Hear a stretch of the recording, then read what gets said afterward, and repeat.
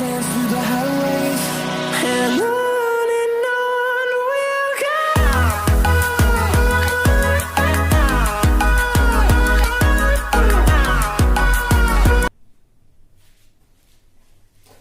Hello students, myself Arpan Chandel and welcome back to our YouTube channel that is Chandel Study English। जैसे कि आप सभी को पता है कि हमने 10th क्लास की लेक्चर सीरीज को स्टार्ट किया था। यहाँ पे हमने 10th क्लास की लेक्चर सीरीज में फर्स्ट चैप्टर को स्टार्ट किया था बायोलॉजी के, that is the life process. तो हम डील कर रहे थे लाइफ प्रोसेस के साथ। जो बायोलॉजी का चैप्टर फर्स्ट था वो यहाँ पे हमने उस चैप्टर में डाइजेस्टिव सिस्टम और रेस्पिरेटरी सिस्टम को कंप्लीट कर चुके थे। आज हम उसी लेक्चर सीरीज के अगले टॉपिक को लेके चलेंगे, which is the most important topic, जो काफी इंपॉर्टेंट टॉपिक है, काफी बार पेपरों में पूछा जाता है। वहां से उस टॉपिक को डील करेंगे। और अगर हम उस टॉपिक के नाम को देखें तो उस टॉपिक को 3 नाम से क्या किया जाता है, 3 नाम से उस टॉपिक को क्या किया जाता है, जाना जाता है।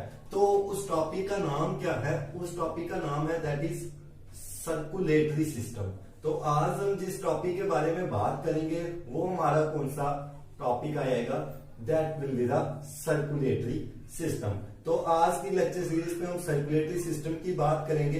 ये जो सर्कुलेटरी सिस्टम है ये एक छोटा टॉपिक नहीं है, काफी बड़ा टॉपिक है और इसको 2 से 3 दिन लग जाएंगे इस टॉपिक को कंप्लीट करने में। हम कोशिश करेंगे कि इसको जल्दी कंप्लीट करें। अब जैसे कि मैंने आपको बताया था कि सर्कुलेटरी सिस्टम को हम 3 नाम से जानते हैं। तो सर्कुलेटरी सिस्टम के जो 2 और नाम होते हैं वो कौन कौन से नाम है, दैट इज सर्कुलेटरी सिस्टम, और हम इसको बोलते हैं और ट्रांसपोर्टेशन इन सर्कुलेटरी सिस्टम और ट्रांसपोर्टेशन इन ह्यूमन बींग्स और transportation in human beings.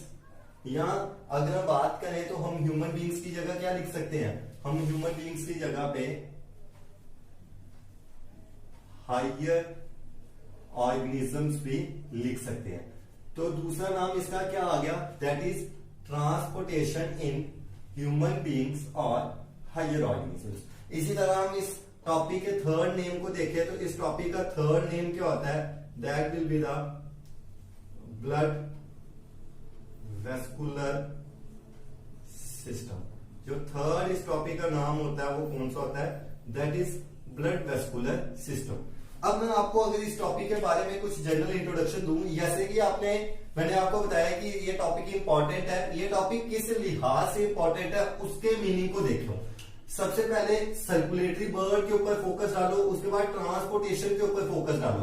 2 word हमारे लिए काफी ज्यादा इंपॉर्टेंट है, जो आपने सुने नहीं होंगे। कई बार हम किसी भी सब्जेक्ट में पढ़ते हैं तो हम बात करते हैं सर्कुलेटरी की या सर्कुलेशन की या सर्कुलेट की या ट्रांसपोर्टेशन, हम बोलते हैं ट्रांसपोर्ट। तो ट्रांसपोर्ट का मतलब क्या होता है, एक जगह से दूसरी जगह जाना। ये जो सिस्टम है, ये सिस्टम हमारा इनडायरेक्टली किसके साथ लिंक करता है, ये जो हमारा सिस्टम है ये इनडायरेक्टली लिंक करता है डाइजेस्टिव सिस्टम और रेस्पिरेटरी सिस्टम के साथ। अगर हम डाइजेस्टिव सिस्टम की बात करें तो डाइजेस्टिव सिस्टम में क्या होता था, खाना होता था, उसको सिंपलर फॉर्म में ब्रेक डाउन किया जाता था। जब हम उसको सिंपलर फॉर्म में ब्रेक डाउन करते थे तो उसके बाद हमने वहां पे पढ़ा था विलाई के पास ब्लड वेसल्स होती हैं। तो उधर कुछ ब्लड वेसल्स में कुछ चीज होगी तभी वो जो फूड है वो ट्रांसपोर्ट होगा और उससे हमें एनर्जी मिलेगी। इसी तरह रेस्पिरेशन की बात की तो लंग्स के पास ऑक्सीजन पहुंचती है, तो उस ऑक्सीजन को आगे बॉडी में ट्रांसपोर्ट करने में कौन हेल्प करता है, वो सारा हमारा इसी सिस्टम के साथ चीज डील होगी। तो अब हम बात करेंगे अपने सर्कुलेटरी सिस्टम की, ट्रांसपोर्टेशन हायर ऑर्गेनिजम्स और ब्लड वेस्कुलर सिस्टम। एक चीज दोबारा से याद रखना, अगर हम लोअर ऑर्गेनिजम्स के केस में इनकी बात करेंगे तो लोअर ऑर्गेनिजम्स में जो सर्कुलेशन होती है वो द्वारा से किस प्रोसेस से होगी, डिफ्यूजन के प्रोसेस से होगी।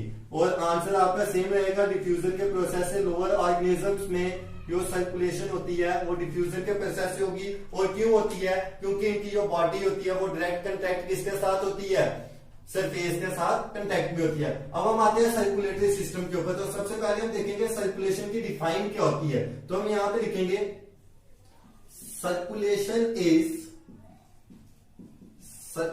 Is one of the most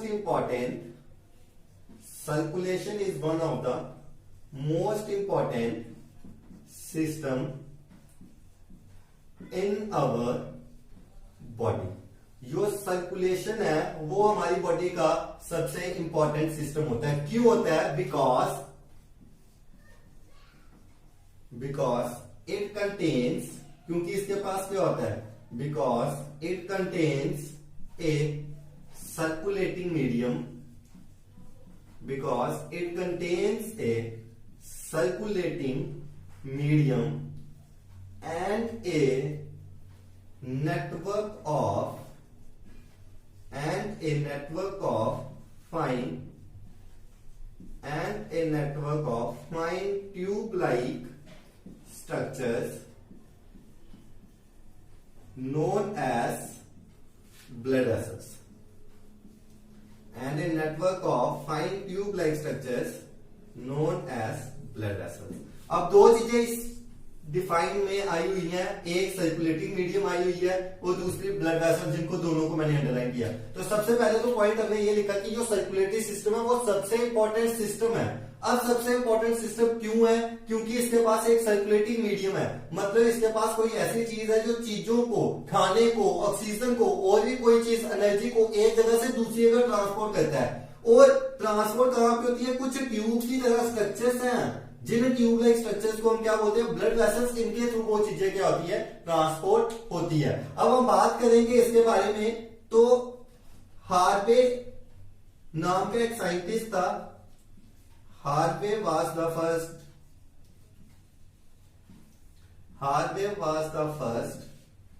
to discover the function of blood as well as heart। तो हार्वे नाम का साइंटिस्ट था जिसने पहली बार क्या किया था? ब्लड के भी फंक्शन को डिस्कवर किया था और हार्ट के फंक्शन के बारे में भी हमें क्या किया था? इसने बताया था। तो इसी तरह हम अब ट्रांसपोर्टेशन की डिफाइन पे आते हैं। अगर हम ट्रांसपोर्टेशन की डिफाइन को लिखेंगे तो ट्रांसपोर्टेशन क्या होती है? Transportation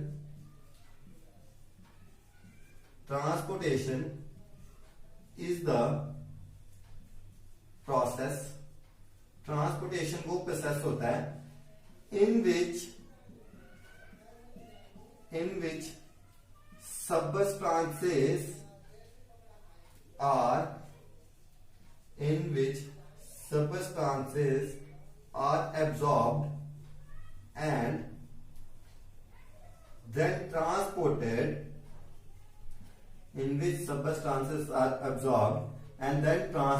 to different parts of the human body। तो हमने बात की कि ट्रांसपोर्टेशन वो प्रोसेस होता है, यहाँ पे सब्सटेंसेस को एब्जॉर्ब किया जाता है और उसके बाद उनको ट्रांसपोर्ट किया जाता है बॉडी के अलग अलग हिस्सों में। तो इस तरह से हमने ट्रांसपोर्टेशन टॉपिक को स्टार्ट किया। अब हम इससे आगे मूव करते हैं और आगे देखते हैं कि ट्रांसपोर्टेशन में या सर्कुलेशन में आगे क्या क्या चीजें होती है। तो हम सबसे पहले देखेंगे, we will talk about the components of blood vascular system और कंपोनेंट्स ऑफ ट्रांसपोर्टेशन और circulatory system. So components of blood vascular system. तो सबसे पहले हम बात कर रहे हैं किसकी? जो ब्लड वेस्कुलर सिस्टम के कंपोनेंट्स होते हैं उनकी बात करेंगे। तो जो ब्लड वेस्कुलर सिस्टम होता है उसके 3 कंपोनेंट्स होते हैं। जो सबसे पहला कंपोनेंट होता है उसका नाम क्या होता है? सबसे पहले कंपोनेंट का नाम है ब्लड। जो सेकेंड कंपोनेंट है, सेकेंड कंपोनेंट का नाम क्या है? सेकेंड कंपोनेंट का नाम है ब्लड वेसल्स। और अगर हम थर्ड कंपोनेंट के बारे में बात करेंगे तो थर्ड कंपोनेंट का नाम क्या है? That is heart. तो अगर हम बात करें सर्कुलेटरी सिस्टम की, तो सर्कुलेटरी सिस्टम में ब्लड के 3 कंपोनेंट्स हैं। वो तीनों कंपोनेंट्स के हमने नाम लिख दिए हैं। जैसे हमने पहले का नाम लिखा हुआ है ब्लड, सेकंड का नाम लिखा हुआ है हमने ब्लड वेसल्स और थर्ड का नाम लिखा हुआ है हमने हार्ट। अब हम इन 3 कंपोनेंट्स को डिस्कस करेंगे एक एक करके कि इन तीनों कंपोनेंट्स का मतलब क्या होता है। तो सबसे पहले जिस कंपोनेंट को हम लेंगे उस कंपोनेंट का नाम क्या है? ब्लड। तो सबसे पहला पॉइंट जो ब्लड का आएगा वो आएगा study of blood. Study of blood is known as haematology. जो ब्लड की पढ़ाई होती है, ब्लड की पढ़ाई को क्या बोला जाता है, ब्लड की पढ़ाई को बोला जाता है हेमेटोलॉजी। सेकंड अगर हम बात करेंगे ब्लड की, तो ब्लड क्या है, blood it is a red vascular, it is a red vascular connective tissue. Blood क्या है, ब्लड की स्टडी को हेमेटोलॉजी बोला जाता है, और ब्लड क्या है, एक रेड वेस्कुलर कनेक्टिव टिश्यू है। दूसरी बात करें, इट इज समवट स्टिकी, चिपकने वाला होता है, ओपेक, इसके आर पार ही देख सकते हैं, it is somewhat sticky opaque, viscous fluid होता है, पानी की तरह, viscous fluid flowing in the viscous fluid flowing in the blood vessels।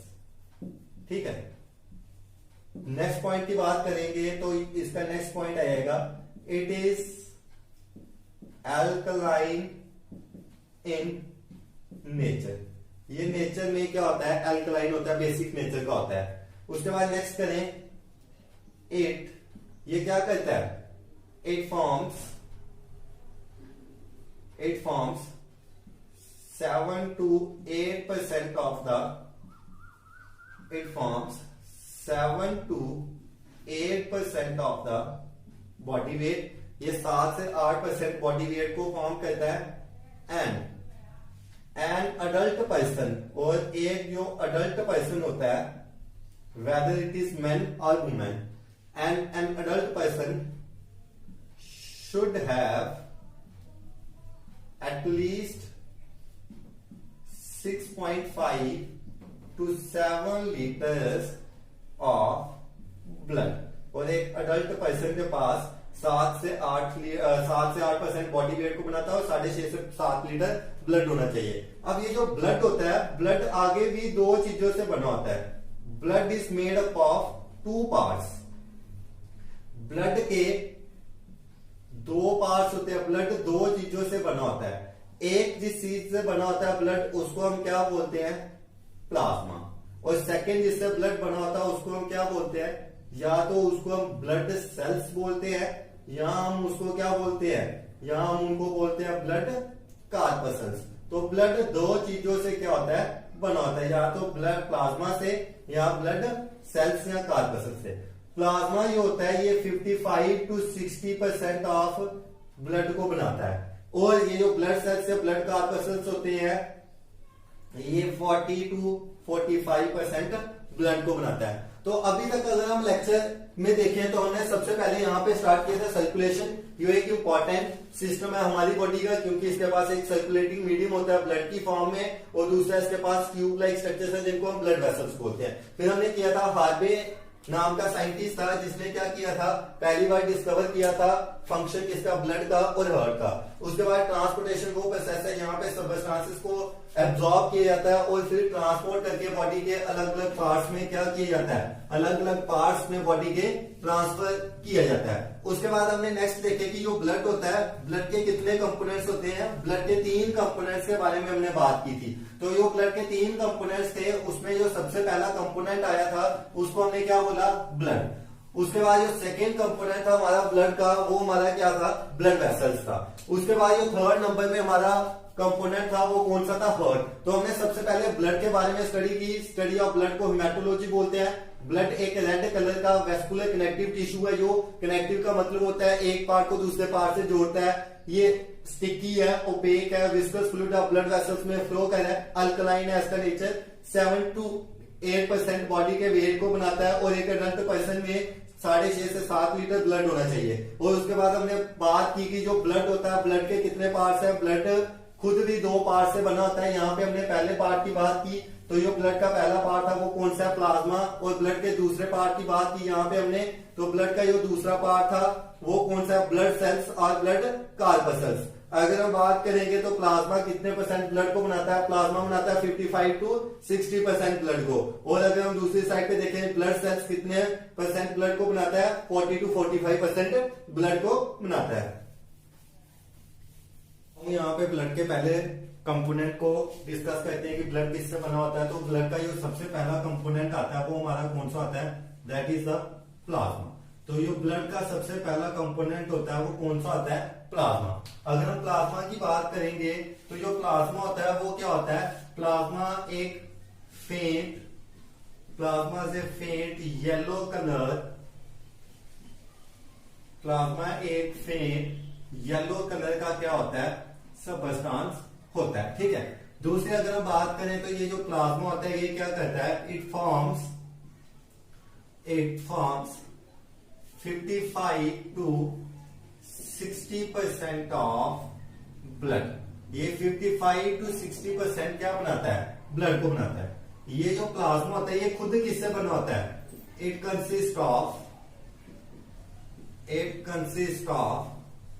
90 to 92% water. जो प्लाज्मा होता है इसमें 90 to 92% क्या प्रेजेंट होता है, वाटर। उसके बाद 1 to 2% क्या प्रेजेंट होते हैं इसके पास, 1 to 2% इसके पास प्रेजेंट होते हैं इनऑर्गेनिक सॉल्ट्स। 7 to 8% इसके पास क्या प्रेजेंट होते हैं, 7 to 8% इसके पास प्रेजेंट होते हैं प्रोटीन्स, और कुछ और चीजें प्रेजेंट होती हैं, and various other components like hormones, enzymes, vitamins, antibodies etcetera. ठीक है, तो ये प्लाज्मा के बारे में आ गया। सेकेंड हम बात करेंगे जिनको हम क्या बोलते हैं, ब्लड सेल्स या ब्लड कार्पसल्स बोलते हैं, उनके बारे में बात करेंगे। ये जो ब्लड सेल्स या ब्लड कार्पसल्स होते हैं ये 3 टाइप के होते हैं। सबसे पहला कौन सा होता है, आरबीसीज, जिनको हम क्या बोलते हैं, रेड ब्लड, जिनको हम रेड ब्लड सेल्स बोलते हैं, या दूसरा नाम इनका क्या होता है, सेकेंड नेम इनका होता है दैट इज एरिथ्रोसाइट्स। ठीक है, साइंटिफिक नेम। उसके बाद जो दूसरा कंपोनेंट इनका होता है ब्लड सेल्स का, जो दूसरा कंपोनेंट होता है उसको हम क्या बोलते हैं, सेकेंड कंपोनेंट को हम बोलते हैं डब्ल्यूबीसीज। डब्ल्यूबीसी का मतलब क्या होता है, that is white blood cells, और ल्यूकोसाइट्स इनका क्या होता है, दूसरा नेम होता है। और तीसरे कंपोनेंट की बात करें तो ब्लड सेल्स का जो थर्ड कंपोनेंट होता है उसको हम क्या बोलते हैं, दैट इज ब्लड प्लेटलेट्स और थ्रोम्बोसाइट्स। यहां तो उसको ब्लड प्लेटलेट्स बोलेंगे, या फिर उसको क्या बोलेंगे, थ्रोम्बोसाइट्स बोलेंगे। अब हम डिस्कस करेंगे यहां पे ब्लड सेल्स के पहले कंपोनेंट को, जिस कंपोनेंट का नाम क्या है, the name of the component is RBC. तो हम बात करेंगे रेड ब्लड सेल्स की। ये जो रेड ब्लड सेल्स होते हैं दे अपेयर येलो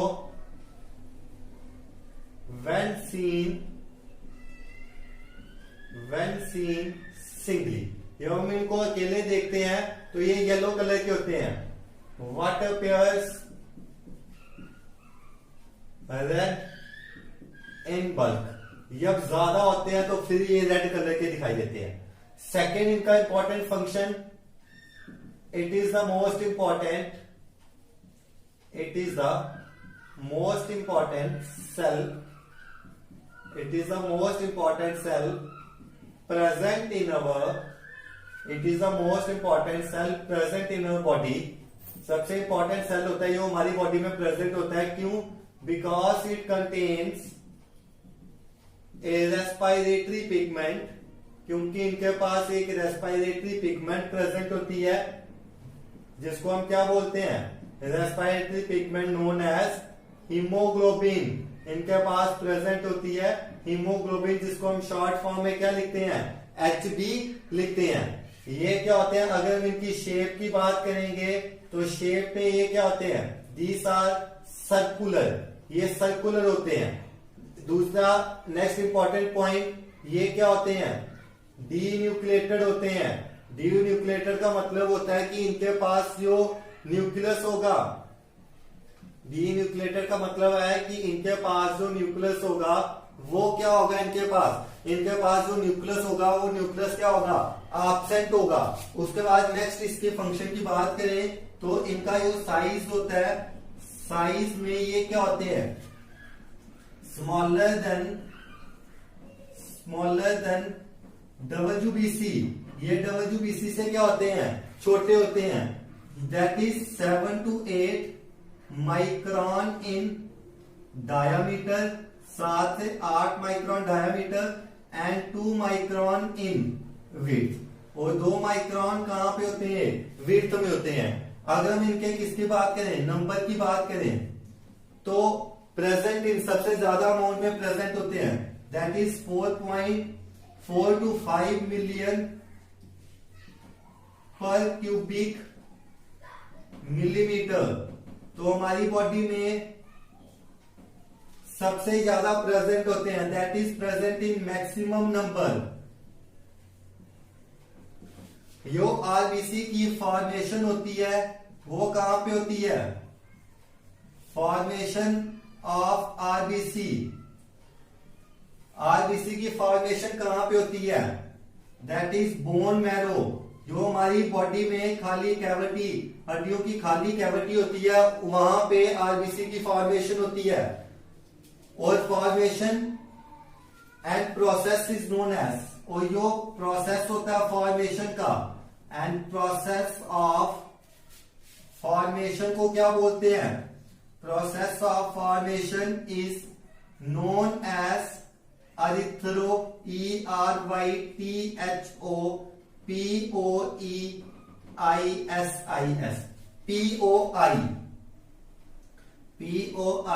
POIESIS, एरिथ्रोपोइसिस। यो ब्रेकडाउन होती है आरबीसी की, ब्रेकडाउन ऑफ आरबीसी, आरबीसी की जो आरबीसी की टूटने का प्रोसेस होता है वो कहां पे होता है, ब्रेकडाउन ऑफ आरबीसी कहां पे होता है, यहाँ तो लीवर में होता है, यहाँ स्प्लीन में होता है। उस प्रोसेस को हम क्या बोलते हैं, breakdown of RBC process is known as hemolysis, HAEMOLYSIS।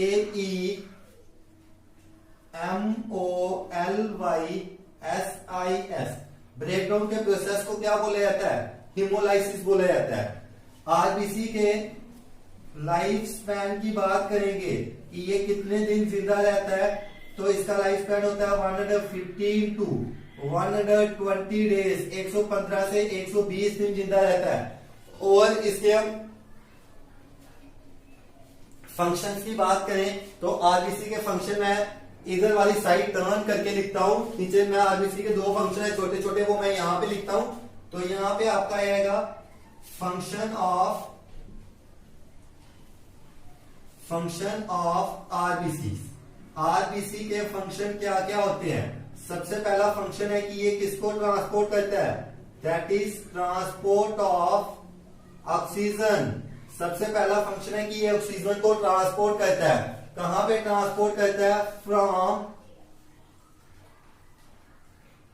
Blood to the cells. Oxygen को ट्रांसपोर्ट करता है ब्लड से लेके सेल्स तक। और दूसरा फंक्शन ये है, दूसरा ये किसको ट्रांसपोर्ट करता है, transport of carbon dioxide. Carbon dioxide को भी ट्रांसपोर्ट करता है, पर उल्टा, कहां से, from cell to the blood. तो आपने यहां पे देखा कि हम प्लाज्मा के बारे में डिस्कस किया, फेंट येलो कलर का होता है, 55 to 60% ब्लड से बना होता है, 90 to 92% वाटर होते हैं, प्रोटीन्स होते हैं, और भी कई कंपोनेंट्स होते हैं जिससे बना होता है। ब्लड सेल्स 3 टाइप के, आरबीसी, डब्ल्यूबीसी, प्लेटलेट्स। आरबीसी को एरिथ्रोसाइट्स बोलते हैं, डब्ल्यूबीसी को ल्यूकोसाइट्स बोलते हैं, ब्लड प्लेटलेट्स को थ्रोम्बोसाइट्स बोलते हैं। फर्दर हमने इनका आरबीसी का किया, जब हम इनको अकेले देखते हैं तो येलो कलर का होता है, ज्यादा को देखेंगे तो वो रेड कलर के होते हैं। सबसे इंपॉर्टेंट होते हैं क्योंकि इनके पास रेस्पिरेटरी पिगमेंट होती है, हीमोग्लोबिन, शेप इनकी सर्कुलर होती है, न्यूक्लियस इनमें एब्सेंट होता है, डब्ल्यूबीसी से छोटा होता है पर नंबर में सबसे ज्यादा होते हैं। बनते कहाँ पे, बोन मैरो में, और उस प्रोसेस को क्या बोलते हैं, एरिथ्रोपोइसिस बोलते हैं। और टूटते कहाँ पे, यहाँ तो लीवर में टूटेंगे या स्प्लीन में, उस प्रोसेस को क्या बोलते हैं, हीमोलाइसिस। लाइफ स्पैन 115 से 120 दिन है और फंक्शन दो है, ऑक्सीजन को ट्रांसपोर्ट करेगा ब्लड से बॉडी सेल्स तक और कार्बन डाइऑक्साइड को ट्रांसपोर्ट करेगा सेल से लेके बॉडी तक। अब हम इसके सेकंड कंपोनेंट की बात डिस्कस करेंगे, व्हाइट ब्लड सेल्स की, उसकी टाइप्स के बारे में, फंक्शंस, और थर्ड कंपोनेंट के बारे में डिस्कस करेंगे, दैट इज ब्लड प्लेटलेट्स, और उसके बाद ब्लड वेसल्स के टॉपिक को कंप्लीट करेंगे। अब हम इसके सेकंड कंपोनेंट को ब्लड सेल्स के सेकंड कंपोनेंट के साथ डील करेंगे। ब्लड सेल्स का जो सेकंड कंपोनेंट है वो हमारा कौन सा आएगा, that will be the WBC, जिनको हम क्या बोलते हैं, व्हाइट ब्लड सेल्स बोलते हैं। अगर हम WBC की बात करेंगे तो ये क्या होते हैं, जैसे हमने वहां पे बात की कि RBC क्या होते हैं, सबसे इंपॉर्टेंट होते हैं। ये जो WBC की बात करेंगे तो WBC क्या होते हैं, WBC आर कलरलेस। जो WBC होते हैं ये कलरलेस होते हैं। कलरलेस क्यों होते हैं, क्योंकि इनके पास because they have no respiratory pigment, क्योंकि इनके पास कोई भी रेस्पिरेटरी पिगमेंट नहीं होती है, तो ये क्या होते हैं, कलरलेस होते हैं। उसके बाद दूसरी बात करें हम तो ये क्या होते हैं, these are rounded और irregular shape। इनकी जो शेप होती है वो या तो राउंड होती है या इरेगुलर होती है। उसके बाद अगर हम इनकी साइज की बात करेंगे तो these are, साइज की बात करें तो ये क्या है, these are bigger than RBC। ये RBC से क्या होते हैं, बड़े होते हैं। अगर हम इनकी नंबर की बात करेंगे तो present in less number than RBC। RBC से थोड़े से कम नंबर में ये क्या होते हैं, प्रेजेंट होते हैं। और इनकी एक कैरेक्टरिस्टिक होती है कि ये जो WBC है ये क्या होते हैं, these are न्यूक्लिएटेड। ये न्यूक्लिएटेड होते हैं, मतलब इनके पास क्या होती है, that is there is presence of nucleus. इसका मतलब है कि इनके पास जो न्यूक्लियस है वो क्या होता है, प्रेजेंट होता है। अगर हम इनके लाइफ स्पैन की बात करेंगे तो इनका जो लाइफ स्पैन होता है वो होता है 3 to 7 डेज का। WBC का लाइफ स्पैन कितना होता है, 3 to 7 डेज का। कलरलेस है, राउंडेड इरेगुलर है, साइज RBC से बड़ा है, नंबर में कम है, न्यूक्लिएटेड है, शेप इनकी राउंडेड और इरेगुलर आ गई। तो उसके बाद अगर हम इनकी WBC की टाइप्स की बात करेंगे तो WBC दो टाइप का होता है। WBC is of 2 types. WBC दो प्रकार का होता है। जो दो प्रकार इसकी होती है वो कौन कौन सी होती है, एक होती है ग्रेनुलोसाइट्स और जो दूसरी टाइप होती है उसको हम क्या बोलते हैं, second type is known as a granulocytes, that is a granulocytes. तो जो पहली टाइप होती है ग्रेनुलोसाइट्स, उसको हम दो टाइप्स में डिवाइड करते हैं। एक होते हैं मोनोसाइट्स और दूसरे कौन से होते हैं, लिम्फोसाइट्स। Monocytes and lymphocytes. और जो तीसरे आते हैं ये ग्रेनुलोसाइट्स, वो 3 टाइप के होते हैं, न्यूट्रोफिल्स,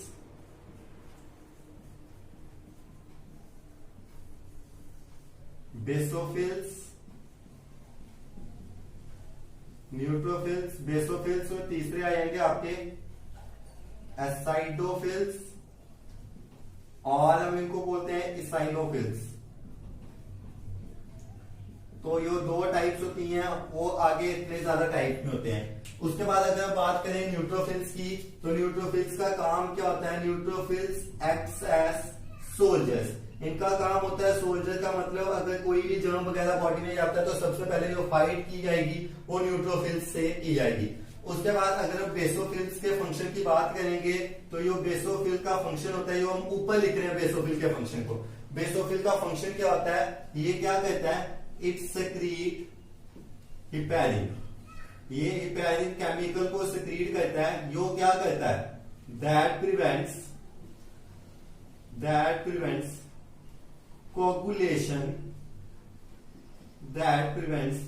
कोगुलेशन इन ब्लड, जो ब्लड को जाम नहीं होने देता है। और थर्ड हम बात करेंगे साइनोफिल्स की, तो ये किसमें हेल्प करेगा, it helps in healing of wounds.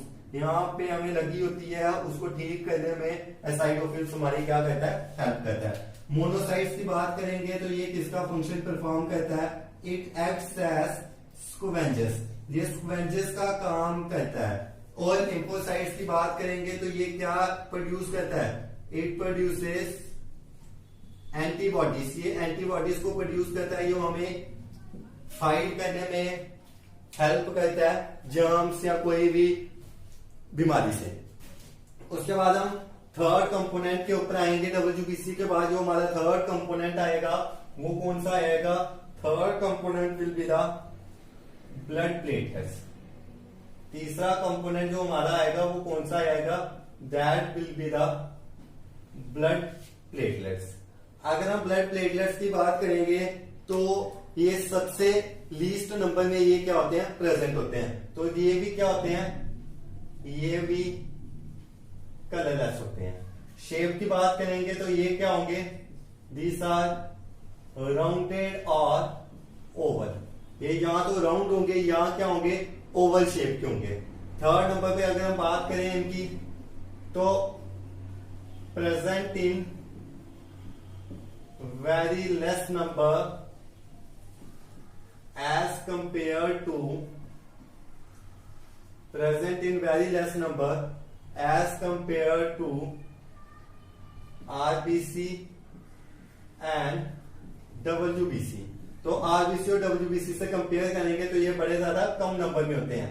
ये भी क्या होते हैं, these are also denucleated, इनके पास ही जो न्यूक्लियस होता है वो एब्सेंट होता है। उसके बाद इनका अगर हम लाइफ स्पैन की बात करेंगे तो इनका जो लाइफ स्पैन होता है वो 13 to 17 डेज का होता है। और इनके फंक्शन की बात करेंगे, इनके फंक्शन की बात करें तो ये किसमें हेल्प करता है, क्लॉटिंग ऑफ ब्लड में हेल्प करता है। ब्लड को जाम कर देता है जब हमें कहीं पे लगती है क्लॉटिंग ऑफ ब्लड, क्योंकि इसके पास एक एंजाइम होता है जिसको हम क्या बोलते हैं, दैट इज थ्रोम्बोप्लास्टिन एंजाइम होता है, जिसकी मदद से ये क्या करता है, उसको जाम कर देता है। अब हम अपने सेकेंड कंपोनेंट के ऊपर, यहाँ पे हमारा जो पहला कंपोनेंट था ब्लड, उस कंपोनेंट को सर्कुलेटरी सिस्टम में पहले कंपोनेंट को कंप्लीट कर चुके हैं। यहाँ पे हमने किस किस की बात की, यहाँ पे हमने हम इंट्रोडक्शन की बात की, ब्लड की बात की, प्लाज्मा की बात की और ब्लड सेल्स की बात करी। अब हम अपने सेकेंड कंपोनेंट के ऊपर आते हैं। हमारा सेकेंड कंपोनेंट कौन सा है, second component is the blood vessels. जो हमने बात की थी network of tube, blood vessels की बात करें तो हम बोलते हैं ब्लड वेसल्स क्या है, हॉलो ट्यूब लाइक स्ट्रक्चर। जैसे हमने घरों में पाइप्स लगाई होती है, इसी तरह हमारी बॉडी के अंदर जो पाइप्स होती है उनको हम ब्लड वेसल्स बोलते हैं। Hollow tube like structures, these are the hollow tube like structures through which, these are the hollow tube like structure through which blood flows. ये ट्यूब लाइक स्ट्रक्चर होता है जिनसे ब्लड क्या करती है, फ्लो करती है। और ये ब्लड वेसल्स 3 टाइप की होती हैं। जो सबसे पहली ब्लड वेसल्स आएंगी उनको हम क्या बोलते हैं, they are called as arteries. पहली ब्लड वेसल्स को बोला जाता है आर्टरीज, दूसरी ब्लड वेसल्स को बोला जाता है वेन्स और तीसरी ब्लड वेसल को बोला जाता है कैपिलरीज। अगर हम बात करेंगे कैपिलरीज की, सबसे सिंपल है, मैं आपको बता देता हूं। कैपिलरीज पे आती हैं, these are the thinnest blood vessels, ये सबसे पतली ब्लड वेसल्स होती हैं, these are the thinnest blood vessels. और इनका फंक्शन क्या होता है, it connects branches of, it connect branches of arteries, it connect branches of arteries with veins. ये आर्टरीज की ब्रांचेस को वेन्स के साथ कनेक्ट करती है। हेल्प्स इन द, और किसमें हेल्प करती है, helps in the exchange of ions, respiratory pigment, helps in the exchange of ions, respiratory pigment and waste products। तो ये जो कैपिलरीज हैं ये सबसे थिननेस ब्लड वेसल्स हैं जो आर्टरीज और वेन्स की ब्रांचेस को एक दूसरे से क्या करती है, कनेक्ट करती है। और दूसरी चीज ये किसमें हेल्प करती है, ये एक्सचेंज में हेल्प करती है। किसके एक्सचेंज में हेल्प करती है, रेस्पिरेटरी पिगमेंट के, वेस्ट प्रोडक्ट्स के, आयंस के, या और भी कोई भी पिगमेंट आ गई तो उसके एक्सचेंज में ये क्या करेगी, हेल्प करेगी। अब हम इसके जो दो दूसरी टाइप्स हैं आर्टरीज और वेन्स उसके बारे में डिस्कस करते हैं और आज की लेक्चर सीरीज में हम यहीं पे फिनिश करेंगे इसको। नेक्स्ट लेक्चर सीरीज में हम हार्ट के साथ स्टार्ट करेंगे, उसके स्ट्रक्चर, वर्किंग, फंक्शंस के बारे में और मोर ओवर एक important question blood double circulation की बात करेंगे। तो यो दूसरे नंबर पे जैसे हमने कैपिलरीज को वहां पे डिस्कस कर लिया, तो यो दूसरे नंबर पे हमारी ब्लड वेसल्स आएंगी, वो कौन सी आएंगी, आर्टरीज आएंगी। आर्टरीज का अगर हम फंक्शन के बारे में बात करें तो आर्टरीज क्या करती हैं, आर्टरीज का सबसे इंपॉर्टेंट फंक्शन है कि ये क्या कैरी करते हैं, they carry oxygenated blood, they carry oxygenated blood. ये ऑक्सीजनेटेड ब्लड को कैरी करती है कहां से, from heart to, it carries oxygenated blood from heart to different parts, from her to different parts of the human body। तो जो arteries होती हैं ये क्या कैरी करती हैं, ये ऑक्सीजनेटेड ब्लड को हार्ट से बॉडी के अलग अलग हिस्सों में लेके जाते हैं। These are usually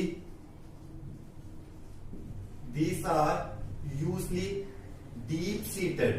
ये हमारी बॉडी स्किन के काफी नीचे प्रेजेंट होते हैं एंड हैव नो वेल्व्स, और इनके बीच में कोई भी वेल्व नहीं होता। वेल्व क्या होता है, जैसे नल को बंद करने के लिए ऊपर एक बॉल लगाया होता है, उसी तरह यहाँ पे भी बॉल होता है जो वेन्स में होता है, क्योंकि इम्प्योर ब्लड होता है तो वहां पे वेल्व्स होते हैं। आर्टरीज में कोई भी वेल्व्स नहीं होता है। तो ये जो आर्टरीज होती हैं, आर्टरीज आर इलास्टिक। आर्टरीज जो होती हैं वो इलास्टिक होती हैं और जो ब्लड होता है, ब्लड फ्लोज